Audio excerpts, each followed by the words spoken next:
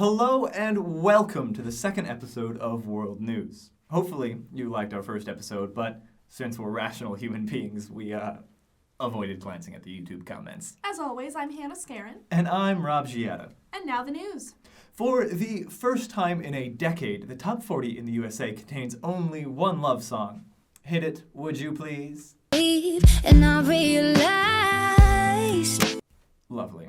When asked for comment, Justin Bieber, who currently holds the number 2 spot, simply shrugged and said, "Is it too late now to say sorry?" In other news, the New York Times reports that some evangelical Christians are split on their stance regarding the Black Lives Matter movement.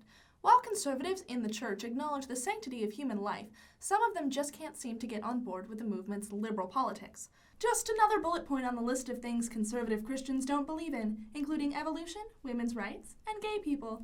Moving on to another organization working against minorities, the 88th Academy Award nominations were announced this week. Several actors are calling for the boycott of the Oscars due to underrepresentation in the Academy's selections, the main proponents being couple Will and Jada Pinkett Smith. On the other hand, Leonardo DiCaprio is devastated that everyone is boycotting the one Oscar he may actually win. Speaking of which, shout out to our UChicago alumnus, Mark Watney, Matt Damon's character in The Martian. Mark Watney's story is a truly inspirational one. He shows us all that we can survive a desolate, freezing, uninhabitable hellhole, and then after we graduate UChicago, maybe we'll become an astronaut. Turning to the home base, the campus was rocked by an attempted robbery on Martin Luther King Jr. Day. While robberies and muggings are definitely not unheard of at a school in the south side of Chicago, this one caused quite a stir. According to the original UCPD report, the student was approached by a suspect and asked for money. When the student said he had no money, the suspect revealed a gun and asked, "Do you have any money now?" However, the truly shocking part is that not only did the incident take place near the Reynolds Club in a central part of campus, but the suspect was described as a woman dressed head to toe in white clothing. Several days later, the UCPD released a second report alerting students that after watching the security footage, they concluded that no robbery occurred at all. This left students begging the question, are there ghosts haunting the UChicago campus?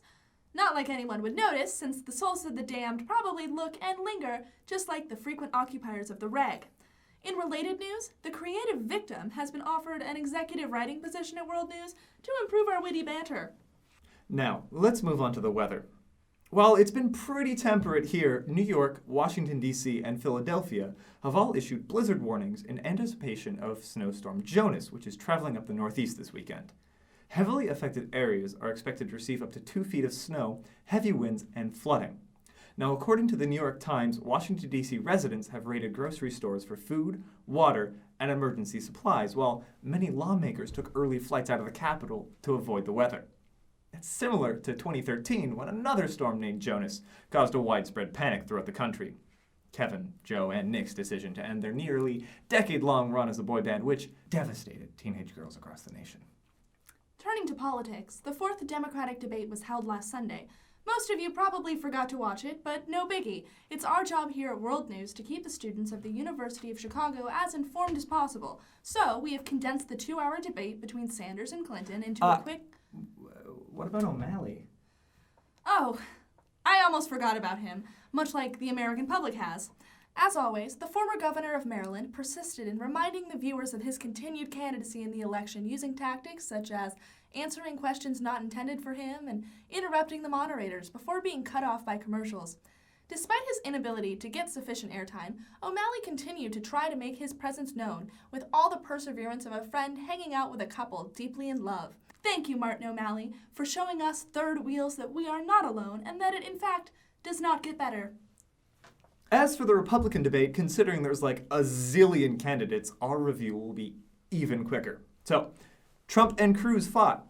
Bush tried to be relevant. Carson was in that same half-sleep you stay in for Hume. Sarah Palin has endorsed Donald Trump, and as a result, The Onion has now announced it will no longer try. Finally, the recent Democratic debate brought up a huge story from Michigan, the state that, while shaped like a mitt, still can't hold itself together. The story revolves around the city of Flint, where a huge problem has sparked over the local water supply. On January 17th, President Obama declared a state of emergency over the fact that Flint's drinking water looks like iced tea and backwash, tastes slightly worse than that, and is, poisonous. It all started in 2014 when the town was undergoing emergency financial reconstruction. During this time, the city forcibly decided to change its water supply from Lake Huron to the nearby Flint River. The only problem is that the Flint River contains more iron than a CrossFit gym.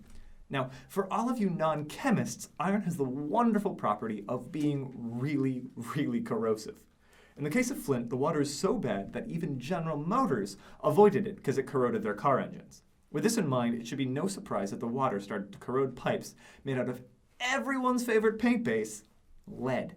Now the people of Flint are being forced to drink water that only looks slightly more appetizing than the Chicago River on St. Patrick's Day, and can actually harm your teeth more than Bartlett's, alleged cookies.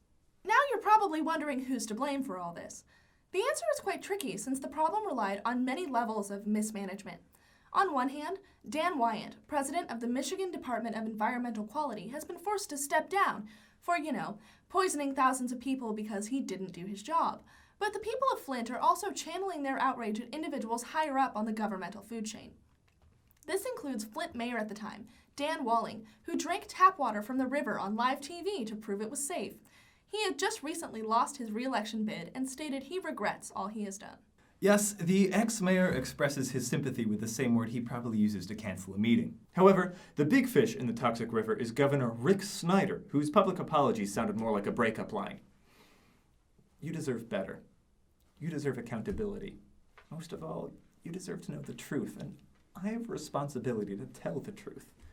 And just like any emotional breakup, a class action lawsuit is being filed over how much you messed up the children.